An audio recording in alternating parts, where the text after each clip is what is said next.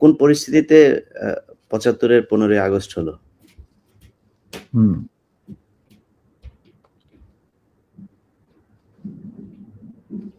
খুবই স্পর্শকাতর প্রশ্ন ইলিয়াস। নিজের বাদ্য নিজে বাজানো অনেক সময় ঠিক হয় না, কিন্তু তুমি যখন প্রশ্ন করেই বসলে স্যার এই আমার ইউটিউব চ্যানেলে আমি আজকে প্রায় 5 বছর হলো ভিডিও লাইভ করি, প্যাকেজ দেই। সো ফার আই রিমেম্বার আমার সবচেয়ে বেশি একসাথে ভিউয়ার ছিল সম্ভবত 20 বা 25,000। আমি মাত্র খেয়াল করলাম এই মুহূর্তে 1,70,000 মানুষ এট এ টাইমে ওয়াচিং আওয়ার ভিডিওস। এটা তো তোমার, the credit goes to you. No, credit goes to you, man. Goes to you. Well, I'm just well, যাকে হয় আল্লাহর ইচ্ছায় হয়।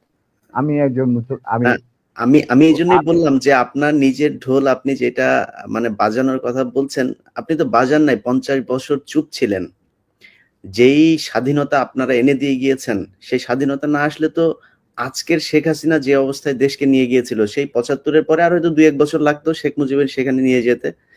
তো আমাদেরকে এই যে উদ্ধার করে দিয়ে গিয়েছেন, এই কৃতজ্ঞতা বোধটা বাঙালি জাতির নেই, যে কারণে আজকে মেজর শরীফুল হক ডালিম বাংলাদেশের মাটিতে নেই।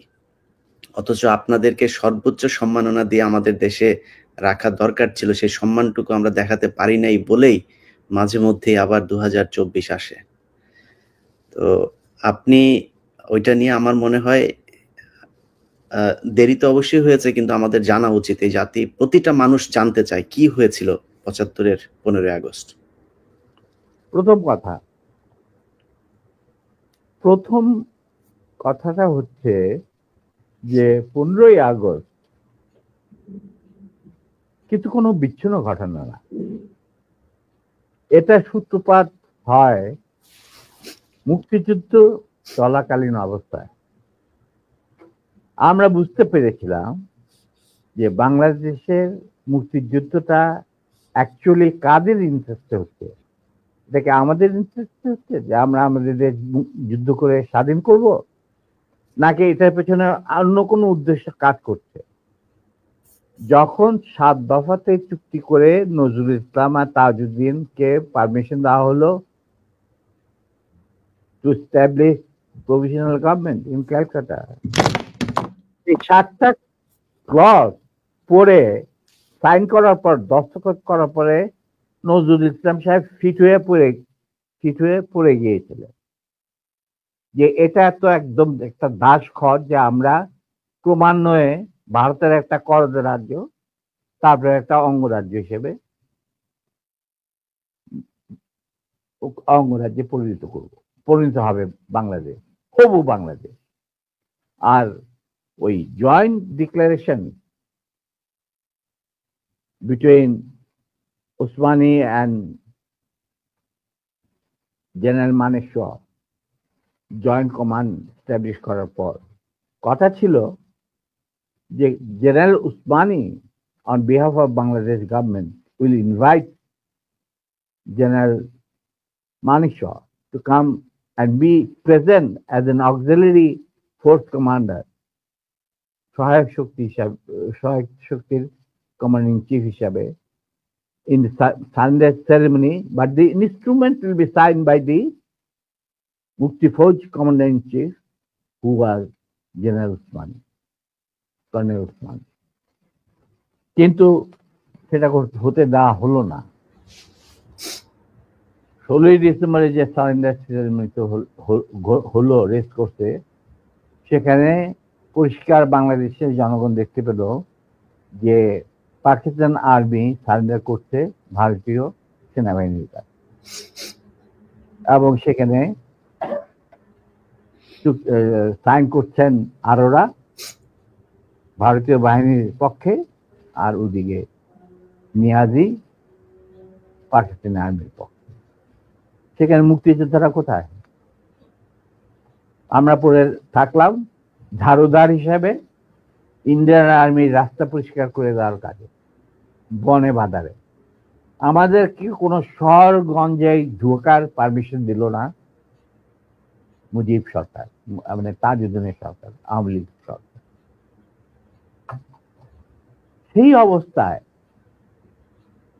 কি প্রমাণিত, এটা এই ঘটনায় কি প্রমাণিত হলো? ইন্ডিয়া প্রমাণ করলো সারা বিশ্বে যে বাংলাদেশের জনগণ নিজেরা যুদ্ধ করে দেশ স্বাধীন করেনি। বাংলাদেশ নামক একটি রাষ্ট্র প্রিমেচুরলি জন্ম দেওয়া হয়েছে as an outcome of Indo-Pakistan war, যেখানে ইন্ডিয়া জিতেছে। এইটা হলো ইতিহাসের শুরু। তারপর মুজিবকে যখন ছাড়া হলো, সে তো কিছুই জানতো না যে দেশ স্বাধীন হয়েছে, কোনো মুক্তি ফৌজ বলে কিছু ছিল, হাজার হাজার লোক দেশচ্যুত হয়েছে, প্রাণ হারিয়েছে, কি জানতো। তাকে যখন ছেড়ে দেওয়া হলো, তখন ইন্দিরা গান্ধী তাকে পাকিস্তানে ফোন করে বলল যে, ফোন করলো মুজিব, ফোন করে বলল যে আমি দেশে ফিরে যাচ্ছি। তখন ইন্দিরা গান্ধী যাওয়ার আগে আপনার সাথে দেখা করে আমি আপনাকে কৃতজ্ঞতা জানতে চাই। তো তখন ইন্দিরা গান্ধী বলল, কৃতজ্ঞতা জানাবেন, আপনি ফোন না করলে আমি আপনাকে ফোন করতাম, আপনাকে ঢাকায় সরাসরি আপনি যাবেন না, আপনি নয়াদিল্লি হয়ে যেতাম। মুজিব সেটাই করলেন, তিনি চলে গেলেন নয়াদিল্লি, লন্ডন হয়ে। সেখানে কি হলো, যেই 7 দফা চুক্তিতে সাইন করার পর প্রবাসী সরকার গঠন করেছিল তাজউদ্দিন আর নজরুল ইসলাম, সেই আওয়ামী লীগ বাংলাদেশে ক্ষমতা গ্রহণ করলো সারেন্ডারের পর।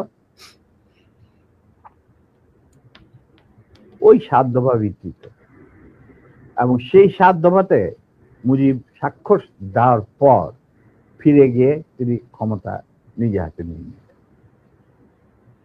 তাজউদ্দিনকে বললো, তাজউদ্দিন তুমি প্রাইম মিনিস্টার থাকবা না, আমি হবো প্রাইম মিনিস্টার। তারপর কি হলো, কোনো নির্বাচন নাই, কিছু নাই।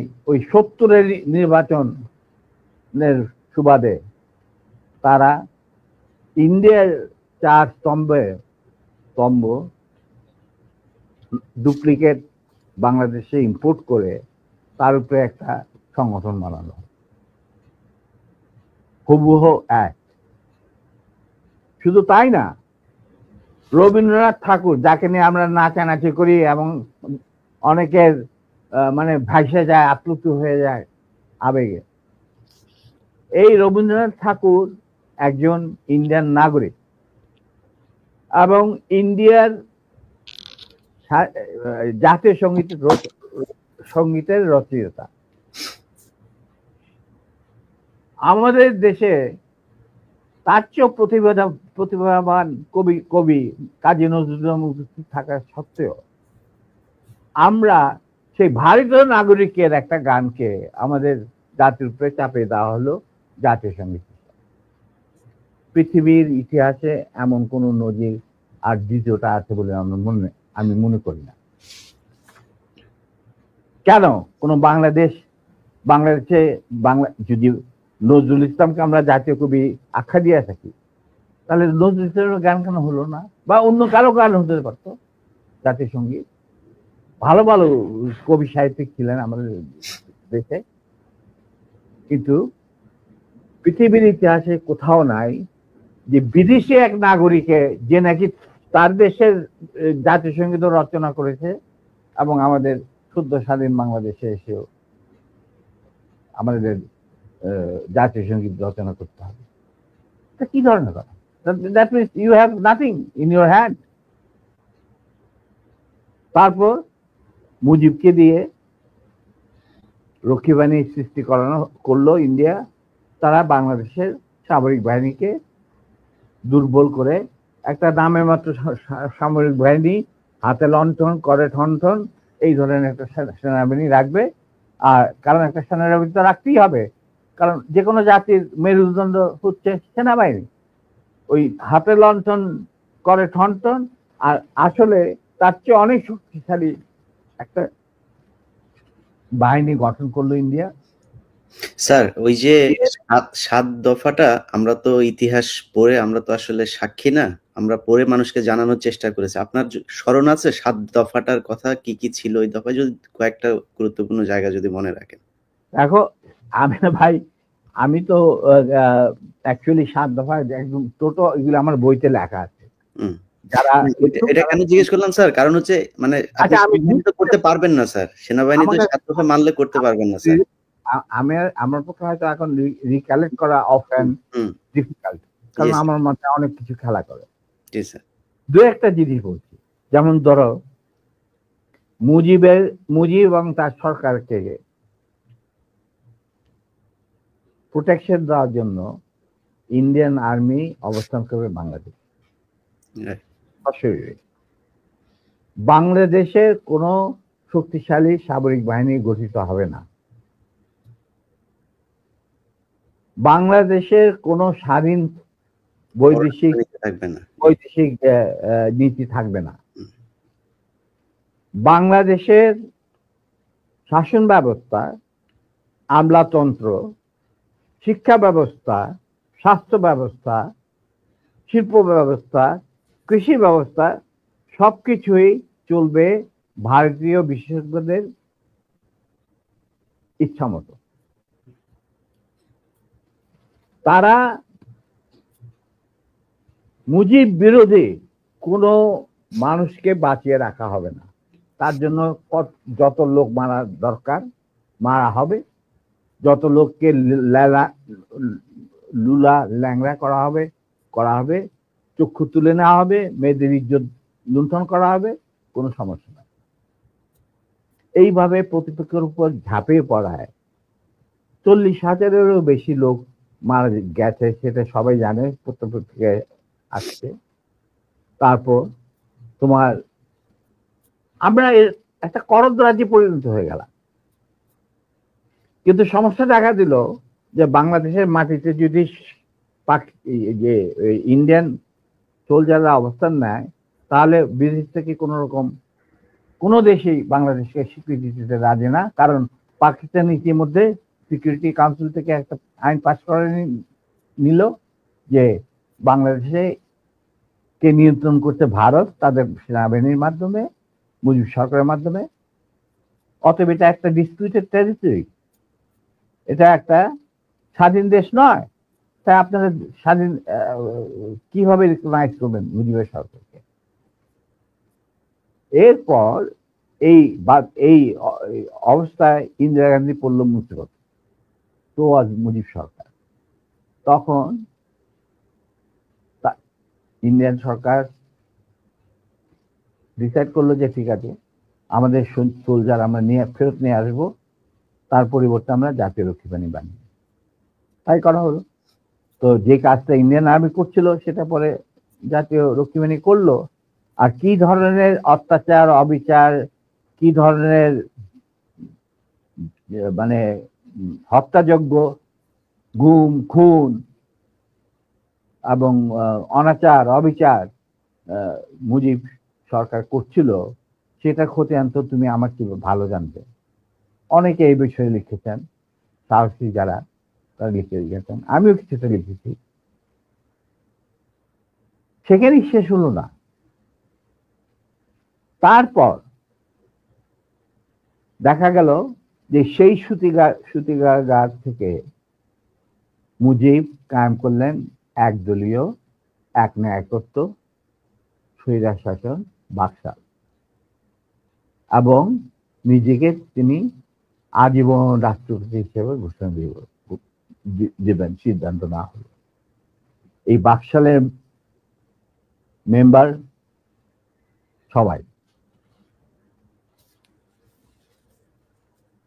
সেই বাকশাল করার পর মুজিবের শক্তি বেড়ে গেল, তার নিষ্ঠুরতা এমন অসহনীয় পর্যায়ে চলে গেল, ইলিয়াস, লুটপাট, মারধর, চোরাচালান, তার নকল টাকা ছাপানো ভারত থেকে, এই সমস্ত মানে একটা আমাদের মনে অস্তিত্বই এমন অবস্থায় গিয়ে থাকলো যে মানুষ একদিন মুজিবের জন্য দোয়া করেছিল, যে আল্লাহ আমাদের এই মুজিব আমাদের চোখের মনি, আমাদের বাঁচাবে, দেশকে স্বাধীন করবে, বাঙালিদের ন্যায্য অধিকার আদায় করবে। সেই মুজিবের জন্য লোকজন আল্লাহর কাছে দোয়া চাচ্ছিল যে আল্লাহ আমাদের আজাদ দাও, নমরুদের হাত থেকে আজাদ দাও, আমরা তো শেষ, মরে যাচ্ছি সব, কোথাও কোনো কেউ নেই প্রতিবাদ করা। এটা তো আমরা যারা সেনাবাহিনীতে তখন ছিলাম, যারা দেশপ্রেমী যোদ্ধা, তারা ঠিক মেনে নিতে পারেনি। যেভাবে তারা মেনে নিতে পারেনি পাকিস্তানের জান্তাদের অবিচার এবং দুরাচার। এরই পরিপ্রেক্ষিতে তাদের নেতৃত্বে সংগঠিত হয় একটা সেনা বিপ্লব। অনেকে বলে মুজিবকে মারা হলো কেন? মুজিব তো মারা যায় নাই, মুজিব নিহত হয়েছে একটা সেনা অভ্যুত্থানে ঘটাকালে। সেনা অভ্যুত্থান তো আর খালি হাতে মার্বেল খেলে না, ওখানে দুই পক্ষ থেকেই গোলাগুলি হয় এবং হতাহত হয় দুই পক্ষে। যেমন মুজিবের পক্ষের কিছু লোক মারা গেল, সেভাবে বিপ্লবীদের, সেনা অভ্যুত্থানকারী বিপ্লবীদের তরফ থেকে কিছু লোক প্রাণ হারায়। এটাই বাস্তবতা। কিন্তু তারা বিজয়ী হয়ে গেল, বিপ্লবীরা বিজয়ী হলো, তারা ক্ষমতা তাদের নিজের হাতে নিয়ে নিল স্বতঃস্ফূর্ত ভাবে। ইলিয়াস, ঘোষণাটা অবশ্য আমি দিয়েছিলাম, স্বতঃস্ফূর্ত ভাবে মুজিবের সেই মৃত্যুর খবর জানার পর আর বাকশালের পতনের খবর জানার পর লাখো লাখো লোক, মানে দেশের রাস্তা ঘাট, গঞ্জ, শহর, বন্দর, নগর, গ্রাম, সবাই আনন্দ মিছিল বের করলো। আমরা তো এই সমস্ত লোকজনকে ডেকে নিয়ে আসিনি, স্বতঃস্ফূর্ত ভাবে লোকজন। আর যে সমস্ত রাজনৈতিক নেতা বা দলগুলো আন্ডারগ্রাউন্ড ছিল, তারাও জনসমর্থন নিয়ে রাস্তায় চলে আসে। এইভাবেই জনস্বীকৃতি পেয়েছিল 15 আগস্টের 32 সামরিক অভ্যুত্থান। এবং পরবর্তীতে খালেদ মোশাররফের প্রতিক্রিয়াশীল কুচক্রীদের কুদেতার বিরুদ্ধে ঘটা 7 নভেম্বর সিপাহী জনতার বিপ্লব। এগুলো সব একই সূত্রে গাথা। তো আমি বলবো যে আমাদের ফার্স্ট রিপাবলিক ছিল, ফ্রান্স রেভলিউশনের পরিপ্রেক্ষিতে বলছি, ফার্স্ট রিপাবলিক ছিল 71 মুক্তিযুদ্ধ, তারই ধারাবাহিকতায় হয়েছে 75 আগস্ট বিপ্লব, তারই ধারাবাহিকায় থার্ড রিপাবলিক হয়েছে 1924 সালের ছাত্র জনতার গণ অভ্যুত্থান। এখন যেহেতু আমি বলেছি যে সম্পূর্ণ বিজয় আমাদের এখনো অর্জিত হয়নি, চলমান বিপ্লবের গতিধারায় সংগঠিত হবে চতুর্থ রিপাবলিক, মানে চতুর্থ বিপ্লব। আমি এবং আমার সাথী ভাইরা যারা এখনো বেঁচে আছেন, যে অবস্থাতেই আছেন, আমরা যদি আমাদের বর্তমান প্রজন্মের বিপ্লবীদের, ছাত্র জনতা, তাদের বিপ্লবী কাণ্ডে কোন রকম অবদান রাখতে পারি, আমাদের নিজস্ব অভিজ্ঞতা, যোগাযোগ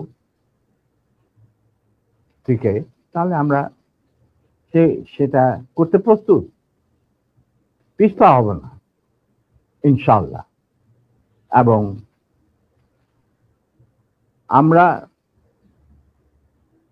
তাদেরকে শ্রদ্ধা, সালাম এবং বিপ্লবী সালাম সাথে মন থেকে দোয়া করছি যে তাদের বিপ্লব যাতে ব্যর্থ না হয়, তারা যাতে বিজয় সংগঠিত করে বিজয় অর্জন করে, তার যাতে একটা সুখী সমৃদ্ধ শক্তিশালী বাংলাদেশ গড়ে তুলে তাকে দুর্যোগ ঘাঁটি হিসেবে স্থাপিত করতে পারে।